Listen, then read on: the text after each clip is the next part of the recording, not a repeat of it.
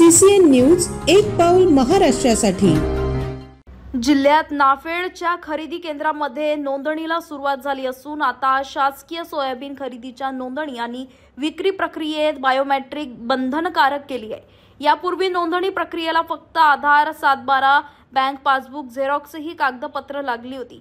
मात्र आता पारदर्शकता आणण्यासाठी बायोमेट्रिक थंब आवश्यक केली आहे। जिल्ह्यात आतापर्यंत 400 शेतकऱ्यांनी नोंदणी केली असून शेतकऱ्यांनी नाफेड केंद्रावर नोंदणी करावी असे आवाहन नाफेडच्या व्यवस्थापकांनी केले आहे।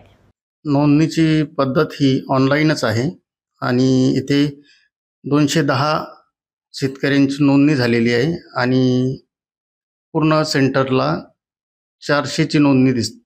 नाही, माल खरेदी करताना शेतकरी स्वतः हजर लागणार आहे। जसं ऑनलाईन करताना शेतकरी स्वतः हजर राहतात, तसे खरेदी करत्या वेळेस बी खरेदी केंद्रावर शेतकरी स्वतः हजर असणे आवश्यक आहे। हो, यावेळेस बायोमेट्रिक कंपल्सरी आहे। बायोमेट्रिक शिवाय नोंदणी झाली नाही। शेतकऱ्यांनी आपला माल नाफेड केंद्रालाच द्यावा असे मी आवाहन करतो शेतकऱ्यांना। नाफेड योजनेमार्फत हंगाम 25-26 खरेदीसाठी शेतकऱ्यांना बोलवण्यात येते। तर त्या अगोदर त्यांचे ऑनलाईन आपलं त्यांच्याकडून 7/12, आधार कार्ड, बँकेचं पासबुक, ओरिजिनल हे घेऊन आपण नोंदणीसाठी बोलवतोय।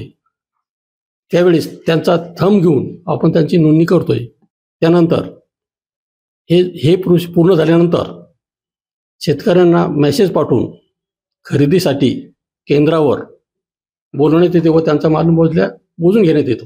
आतापर्यंत आमच्या हिशोबाने झालेली 210 शेतकऱ्यांची नोंदणी आमच्याकडे झालेली आहे आणि इतर केंद्रावरून जी झालेली आहे एकूण 400 लोकांची नोंदणी झालेली आहे।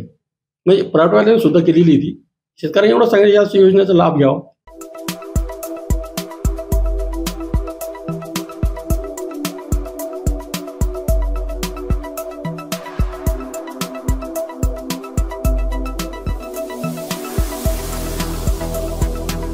तसेच आपल्या भागातील महत्त्वाच्या बातम्या पाहण्यासाठी CCN न्यूज डेस्क चॅनलला सबस्क्राइब करा आणि बेल आयकॉन प्रेस करा।